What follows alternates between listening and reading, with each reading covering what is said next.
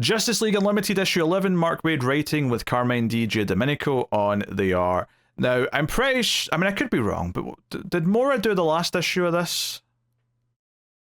I can look. Let me get a minute to load them up. I can't remember. I say this because obviously he often does 2 books a month, if not even a third, because he's a madman when no other artist can do that.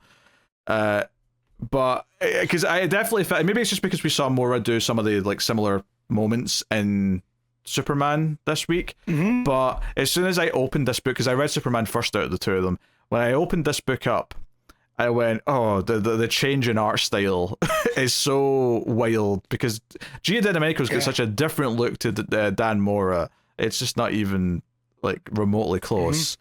But anywho, so the whole thing around the Watchtower is, 1, Mr. Terrific's running from the parademons that have just hatched from that other parademon they had locked up. 2, Time Trapper's got the time bubble around him that only Metamorpho can go into because it's aging everything around him. Some of the League that are on there are trying to like keep rebuilding parts of the Watchtower out of spare parts to try and not die in space. I did like that. Like, it just seems everyone is trying to do something and it's all impossible, but that's why they're the Justice League, right? Yeah. But they also can't call in any help. Like, they can't contact any other members because all their comms are down. So and even if they could, like the portal, the teleporter's not working. So all this is going on, and also we have the other group with Geoforce and Power Girl and the werewolf dude that I never remembered the name of. Conejo. I'm going to forget it in 5 seconds. Yes, but they're dealing with the Darkseid Legion member and under Macrovia.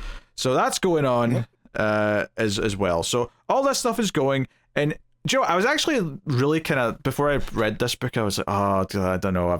I'm not feeling the enthusiasm to read this. And in a weird way, that lowered the expectation of like almost thinking I didn't like the last issue made me appreciate this a little bit more, because I'm like, oh, that's not that bad. Like, I don't love it, but like it felt like it flowed well enough. Like, everything was well defined. I almost do feel a bit weird though about like already seeing the ending in Superman, because I'm like, well, I know how this is going to end. Like, clearly they're just going to solve all this issue, which basically is Mr. Terrific chases the parademons so they all go into the time bubble that the Time Trapper's got, so they all just disintegrate with age, which is a fun way of dealing with it. He gets Flash's help to do that while he does some tornado arms. And then basically Superman and Booster Gold show up at the portal and are like, get everyone here now, and that kind of just kind of maps all. So it's like, okay, obviously we've got the special coming, which apparently is next week, the Omega Axe special, so that's going to be part of this whole ongoing storyline with the build to all the Absolute crossover stuff. And of course KO's starting next month, so this is all setting up that stuff. I think this and Superman are both just kind of like, they're fine. Like, they're both fine at setting some things in motion, but I feel like KO itself is probably going to be a lot more enjoyable. At least I hope it is anyway. But I think so too. This, I mostly enjoyed this. I liked all of the split off teams. Like when the team's underneath Markovia and they're going and that big hand comes up, you're like, what the hell? Then you realize it's Colossal Boy from Darkseid's Legion. But then yes, that's exactly what I thought, Matt. I went, that's Colossal, but I know who that is. That's exactly what I was thinking. You don't like the Legion like I do, Pete, so I have an edge here. 99% of DC readers don't like the Legion. Never mind the percentage of the world at large. Yes, well, that's fine. It shows on that, and then when Element Lad, you're the 1% of the 1%. Yes, that's right. But I do like that as they're there, we get a flavor for the Darkseid Legion, like where Saturn Girl makes Power Girl see Krypton, right? And then she realizes something's wrong. But after they get through all of that, there's like this weird darkness that's calling to them, that's in the center. That's right. It's almost like Darkseid's like starting to influence them, because they start getting angsty and kind of evil when they realize it, so they kind of pull away and get going. Because they have to pull. Conejo pulls Captain Atom out with his Ghost Rider chains, and which that's all he is Ghost Rider with he's Werewolf Ghost Rider. What's not to love? But so who is he? pulls him out. Where did he come from? Yes. When did he show up? I don't know any of these questions. I don't know. But I just realized when I said the Ghost Rider chains, right?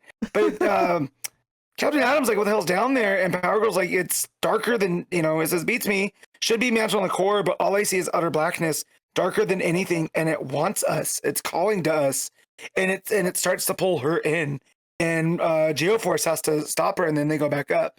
So it's like, what the hell? Like, what has Darkseid been up to that he's able to, have this great darkness? Which again, you're not going to care because it's a Legion story, but that's the crux of the Great Darkness saga.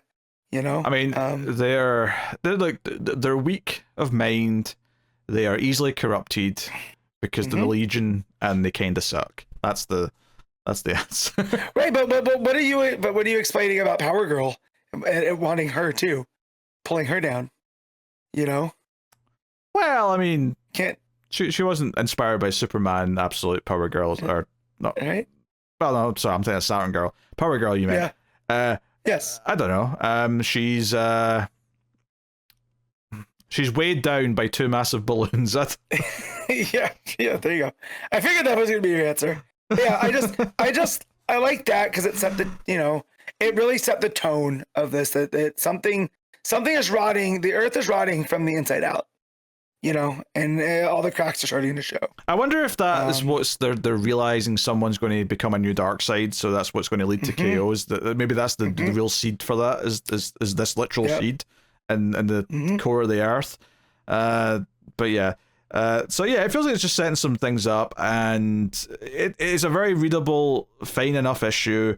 I probably would say I like this even a little bit more than the Superman issue, which not that I give that a high score, but I think I enjoyed this a little bit more, maybe because I had more characters to jump around, and it really feels like, while this is intentional or not, obviously lots of people discovered and really liked Mr. Terrific from the Superman movie. It's interesting that this week he showed up in Detective, he's featured prominently in this, and then of course Mr. Terrific Year One was out, and I'm like, damn, I'm really feeling the people like Mr. Terrific right now. We need to strike where the iron's hot. Let's get Mr. Terrific, which is not a complaint. I enjoyed all of his appearances this week, so no issues for me. Yeah. But yeah, what are you giving Unlimited here? I'm gonna give it a 7.5. I'll give. I'll squeeze up to the 7 for this one. I think I liked it more than Superman.